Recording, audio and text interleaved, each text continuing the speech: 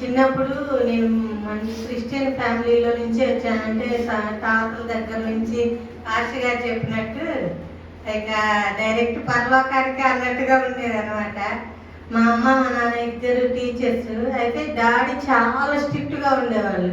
ఎంత స్ట్రిక్ట్ అంటే ఉదయం పూట 5 గంటలకు లేవాలి, లేచి ఫ్యామిలీ ప్రేయర్లో పార్టిసిపేట్ చేయాలి. ఒకవేళ ఇన్ కేసు చేయలేకపోతే ఆ రోజు టిఫిన్ లేదు. అది ఎవరికైనా సరే, మేము 4 పిల్లలము, నేనే ఆఖరిదాన్ని. అలాగే చేశాడు. నైట్ కూడా ప్రతిరోజు రేడియో కార్యక్రమం పెట్టి అందరూ బైబిల్ పట్టుకొని అక్కడ కూర్చోవాలి. మనకు అర్థమైనా అర్థం కాకపోయినా ప్రేమ ద్వారా రేడియో కార్యక్రమాలన్నీ పెట్టుకొని వింటూ ఉండేవాళ్ళము.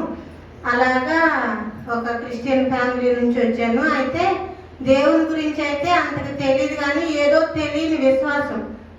ప్రతి వారం సండే స్కూల్కి వెళ్ళేదాన్ని. వెళ్ళేటప్పుడు మా డాడీ ₹1 ఎంతో కొంత కానుక ఇస్తారు. అయితే నాకు తెలియదు, కానీ నాకు తెలియకుండానే ఆ కానుకలో కొంత కొనుక్కోవటానికి కొంత నాకు అన్నట్టుగానే ఇచ్చేవాళ్ళు. నేను అది నా ఓన్గా తినడానికి కొనుక్కోకుండా ప్రతి వారం పాస్టర్ గారికి ఒక గులాబీ పువ్వు తీసుకెళ్ళి ఇచ్చేదాన్ని. అది నాకు తెలియదు. ఆవిడ కూడా చాలా హ్యాపీగా ఫీల్ అయ్యేవాళ్ళు అనమాట. అలా చిన్నప్పటి నుంచి అంటే మంచిగా దేవుల్లో అంటే పాటలు నేర్చుకోవటం, వాక్యాలు వింటూ అంతా బాగానే ఉండింది. అయితే ఒక 9th క్లాస్లో నాకు టైఫాయిడ్ వచ్చింది. టైఫాయిడ్ వచ్చినప్పుడు వాళ్ళు మెడిసిన్ ఇచ్చారు. మెడిసిన్ ఇస్తే డాక్టర్ గారు అన్నారు, ఆ మెడిసిన్ తీసుకెళ్ళి మెడికల్ షాప్లో ఇచ్చినప్పుడు వాళ్ళు ఏం చేశారంటే వేరే మెడిసిన్ ఇచ్చారు. దానివల్ల వాళ్ళు డాక్టర్ రాసిన 500 mg అయితే ఇంకా వీళ్ళు ఎక్కువ పవర్ఫుల్ వేరేది ఇచ్చారు. అయితే ఒకటే చలి, అసలు ఎన్ని దుప్పట్లు ఇంట్లో కప్పినా కూడా అస్సలు చలి తగ్గేది కాదు. అప్పుడు నాకు నేనే ఎందుకో ప్రార్థన చేసుకున్నాను, ప్రభువా నేను చేసిన పాపాలన్నీ క్షమించు అని ప్రార్థన చేసుకొని అయిపోయింది. అదేవిధంగా బాగా ప్రేయర్స్కి వెళ్ళే వాళ్ళం. ఈవినింగ్ గాస్పల్స్ ఉంటాయి కదా, అంటే బాబన్న వాళ్ళు వచ్చేవాళ్ళు, దినకరన్ గారు, అలాంటి ప్రేయర్స్కి బాగా అటెండ్ అవుతా ఉన్నప్పుడు ఒకసారి దేవుడు నాతో మాట్లాడాడు. ఆయన సొంత రక్షకుడిగా అంగీకరించే కృపను అక్కడ మాత్రమే ఇచ్చాడు.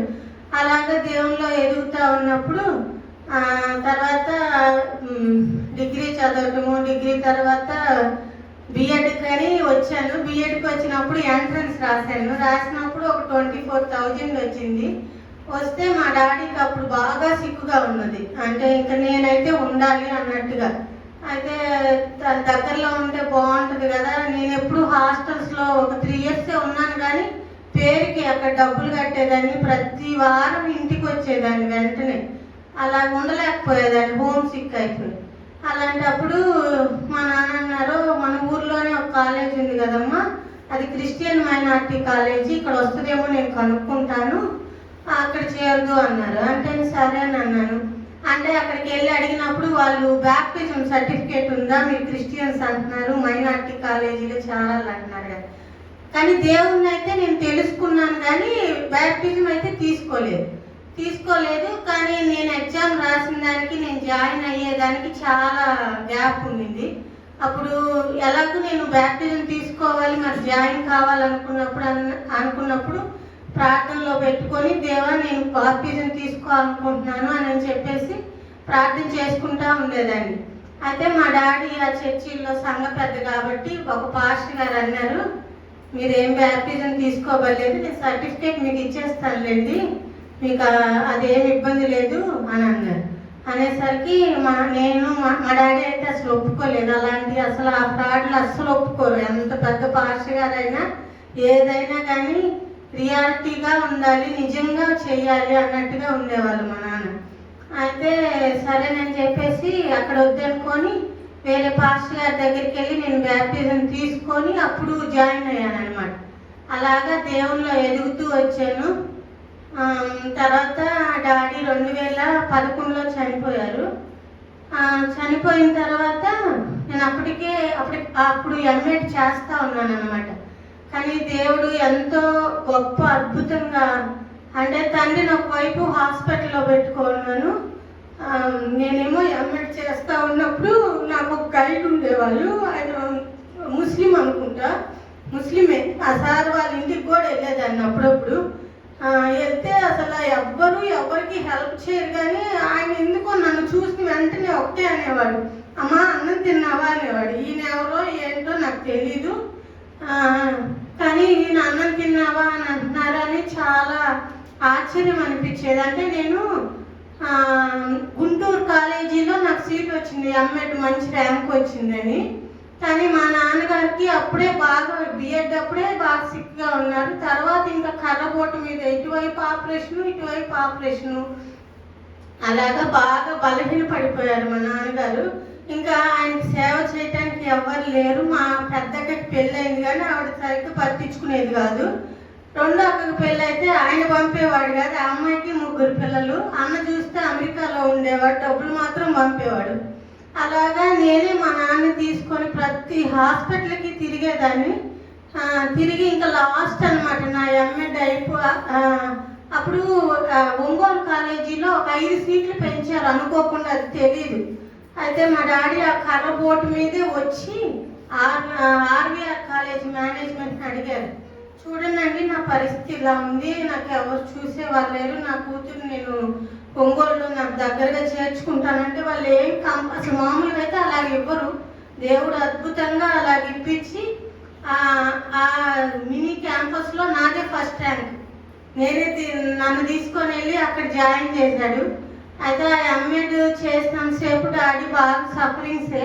ప్రతి నెల కూడా నేను హాస్పిటల్ చుట్టూ వెళ్ళేదాన్ని. ఎంత నరకం అంటే ఒక్కోసారి అంటాడు, అమ్మ నాకు ఆకలేస్తుంది అని అంటాడు. 11ంటికి కూడా అలాగే లిఫ్ట్లో దిగి నెల్లూరులో బొలినేని హాస్పిటల్లో నేను వెళ్ళి తీసుకునేదాన్ని. నేను ఇప్పుడు ఆలోచించుకుంటే నిజంగా ఆ లిఫ్ట్లో కరెంటు పోతే అసలు నా పరిస్థితి ఏమై ఉండేది. అలాగే చెన్నై తీసుకెళ్ళాం విజయ హాస్పిటల్కి. మా నాన్నంటే నాకు చాలా ఇష్టం, ఆయనకి నేనంటే చాలా ఇష్టం. అసలు ఎవరు నా మీద కొట్టడానికి చెయ్యి మాత్రం వేయకూడదు, నన్ను ఏం అనకూడదు.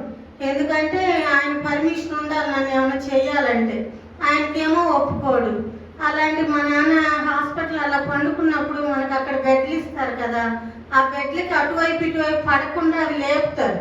అయినా అందులో కూడా మా నాన్న పడిపోతాడేమోనని రాత్రి అంతా నేను మేలుకొనే ఉండేదాన్ని. మా అమ్మ నిద్రపోతుండేది. అలాగా ఎంఎడ్ కంప్లీట్ ఇంకా ఎగ్జామ్స్ రాయాలనుకున్నప్పుడు ఒంగోలు హాస్పిటల్లో తీసుకెళ్ళి అక్కడ ఒక నెల రోజులు ఉంచాం. చాలా సఫరింగ్స్ డాడీ. ఎంత అంటే ఒక అరుపులు అరుస్తూ ఉండేవాళ్ళు, ఏం డాడీ ఎప్పుడు ఇలాగ లేదు కదా ఎందుకు అని. అంటే నాకు అక్కడ మా పెద్దనాన్న పిల్లలు ఉన్నారు, కానీ సపోర్ట్ చేస్తున్నారు, కానీ అయినా కూడా వాళ్ళ కావట్లేదు. అలాగా మేము హాస్పిటల్లో పెడితే వాళ్ళు అన్నారు, ఈయనేమి ఎక్కువ రోజులు అయితే బతకడండి, మీరు ఇక్కడ ఉంచండి అన్నారు.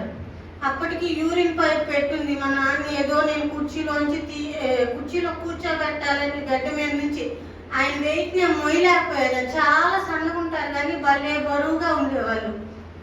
అలాగ ఉన్నప్పుడు అటువంటి స్థితిలో కూడా గైడ్ అనే ఆయన చాలా హెల్ప్ చేశారు నాకు.